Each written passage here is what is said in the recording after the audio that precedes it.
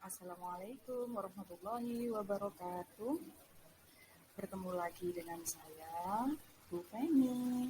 Bagaimana kabarnya anak-anak? Semoga hari ini anak-anak dalam keadaan sehat walafiat ya. Amin.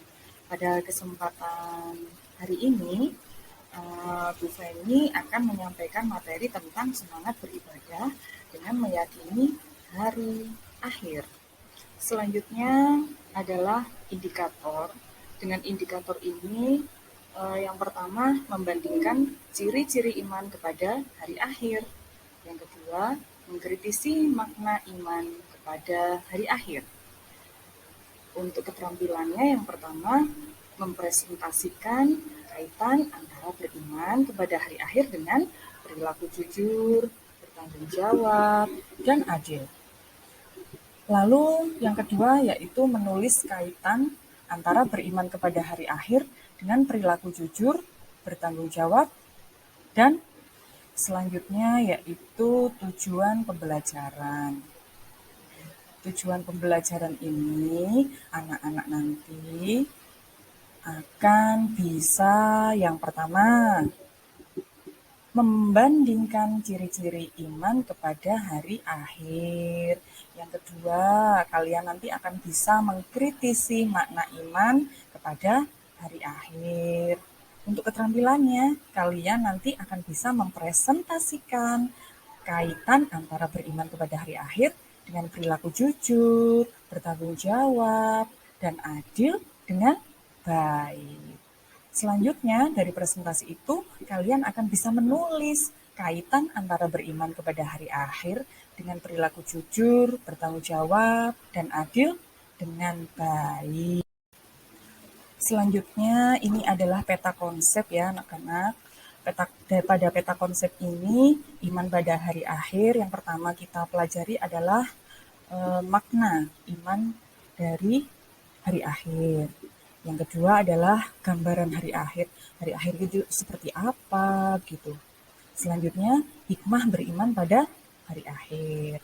Selanjutnya yaitu perilaku beriman pada hari akhir. Kita harus bagaimana setelah kita tahu bahwa hari akhir itu ada. Selanjutnya adalah makna iman hari akhir. Hari akhir menurut bahasa adalah hari penghabisan. Bisa kita lihat di dalam surah Al-Baqarah ayat 177. Lalu menurut surat Al-Fatihah, hari akhir adalah hari pembalasan.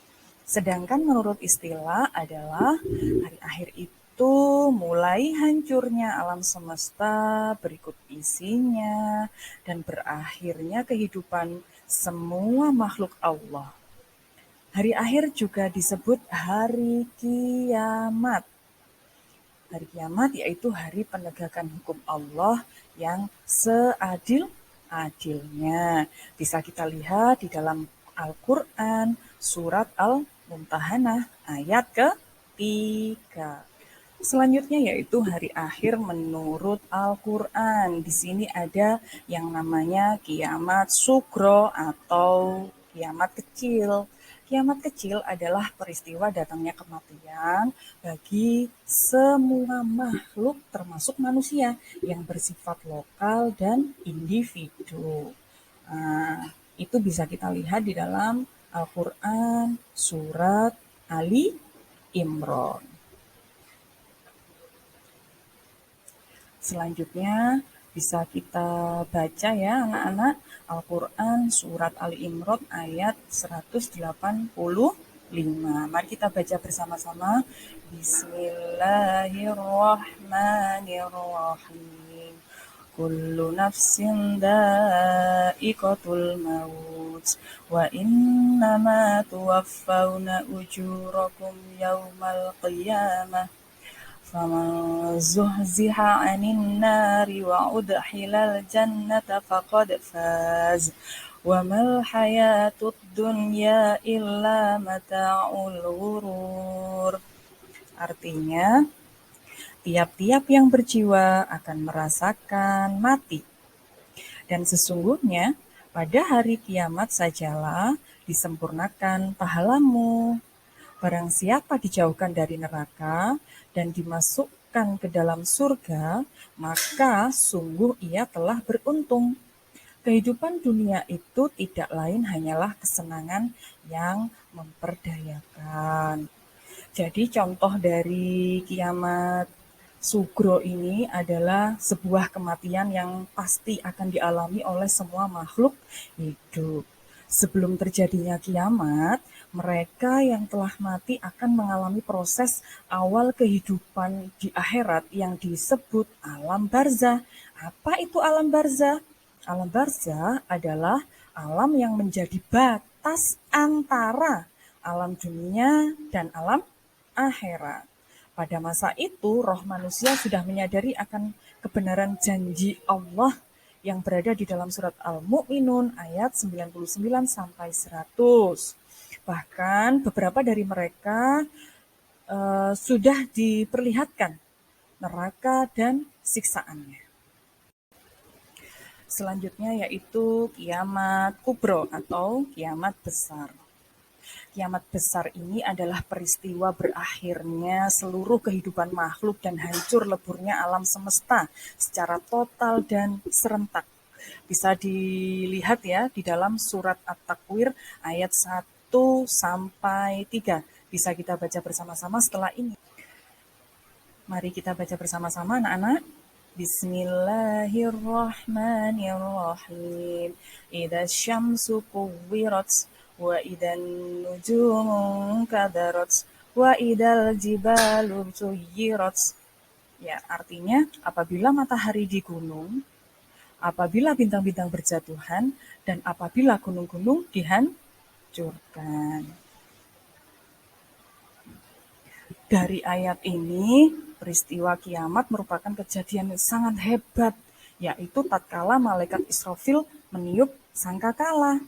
Berapa kali malaikat Israfil meniup sangkakala?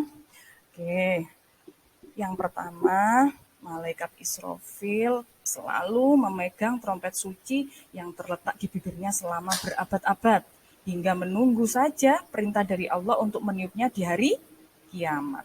Pada hari itu, malaikat Israfil akan turun ke bumi dan berdiri di batu di bukit Yerusalem. Tiupan pertama akan menghancurkan dunia beserta isinya. Tiupan kedua akan mematikan para malaikat, serta tiupan ketiga akan membangkitkan orang-orang yang telah mati dan mengumpulkan mereka di padang mahsyar. Ini adalah hari akhir menurutnya. Kalau ini adalah menurut teori fisika. Letak matahari adalah sekian. Selanjutnya yaitu gambaran peristiwa hari akhir ya anak-anak. Yang pertama, bumi diguncang-guncang dengan dahsyatnya. Jadi guncangan itu adalah awal mula terjadinya kiamat kubro. Bisa sampean baca di surat Al-Zalzalah ayat 1 sampai 3. Yang kedua, lautan meniup dan kuburan dibongkar. Karena semuanya terjadi kehancuran yang tidak bisa dibayangkan oleh manusia sebelumnya. Jadi laut-laut yang ada di bumi turut berperan dalam kehancuran bumi. Itu bisa dilihat di dalam surat Al-Infitor ayat 3 sampai 4. Selanjutnya yaitu manusia bagaikan laron beterbangan dan gunung-gunung bagaikan bulu berhamburan. Manusia akan merasa bingung sehingga mereka bertebaran di bunga bumi seolah-olah adalah laron yang terbang ke sana kemari. Setiap manusia pasti akan sibuk memikirkan dirinya sendiri, lupa dengan saudara atau teman-teman yang lainnya. Selain itu, gunung-gunung juga akan meletus dan hancur bagaikan bulu-bulu yang berterbangan. Lalu ada langit terbelah. Langit ibarat atap. Saat bumi hancur, keseimbangan langit pun akan terganggu. Jadi saat itulah langit terbelah dan runtuh karena rapuh. Yang selanjutnya yaitu matahari digulung, bintang-bintang berjatuhan dan gunung-gunung dihancurkan. Bisa dilihat di dalam surat At-Takwir ayat 1 sampai 3. Selanjutnya anak-anak yaitu periode akhir. proses menuju alam bako. Yang pertama yaitu Yaumul Ba'ats. Yaumul Ba'ats itu adalah sesudah hancur dan musnahnya alam semesta termasuk manusia, terjadilah hari kebangkitan. Hari kebangkitan itu adalah proses dibangkitkannya seluruh makhluk dari alam kubur. Yang kedua yaitu Yaumul Hasyr. Yaumul Hasyr itu yaitu berkumpulnya manusia setelah dibangkitkan dari kuburnya masing-masing. Kemudian semua digiring ke tempat yang luas yaitu padang mahsyar. Selanjutnya yaitu buku catatan. Semua yang sudah dicatat oleh malaikat Raqib dan Atid itu ditunjukkan kepada kita semua di dalam alam mahsyar, berisi semua perbuatan dan perkataan manusia sewaktu kita hidup di dunia. Selanjutnya yaitu Yaumul Hisab dan Mizan. Yaumul Hisab itu adalah hari ketika Allah memperlihatkan semua amalan di akhirat untuk dihisab. Segala dosa, besar, kecil, itu dihitung semua dengan seksama dan teliti. Selanjutnya yaitu adalah mizan. Mizan itu adalah timbangan anak-anak. Yang timbangan yang adil berisi kebajikan atau kejahatan yang sudah kita lakukan di dalam dunia. Selanjutnya kita akan melewati jembatan As-Sirat. Jembatan As-Sirat ini menunjukkan kita dari neraka menuju surga. Terbentang dari neraka menuju surga. Mudah atau sulitnya melewati As-Sirat ini tergantung kepada amal setiap manusia. Selanjutnya yaitu ada surga, tempat orang-orang yang berbuat baik, dan ada neraka, tempat orang-orang yang berbuat kurang baik dan tidak baik. Hikmah beriman pada hari akhir. Yang pertama yaitu muncul rasa kebencian yang dalam kepada kemaksiatan. Jadi orang yang beriman itu tidak suka kepada maksiat. Yang kedua, menyejukkan dan menggembirakan hati orang mukmin. Karena orang-orang yang beriman itu merasa kenikmatan yang hakiki itu adanya hanya di akhirat. Di dunia tidak ada. Jadi mereka sangat suka datangnya hari akhir. Yang ketiga yaitu senantiasa tertanam kecintaan dan ketaatan terhadap Allah. Yang keempat, senantiasa termotivasi untuk beramal baik. Yang kelima, senantiasa menghindari niat-niat yang buruk. Yang keenam, menjauhkan diri dari asumsi-asumsi yang mengkiaskan apa yang terjadi dengan yang ada di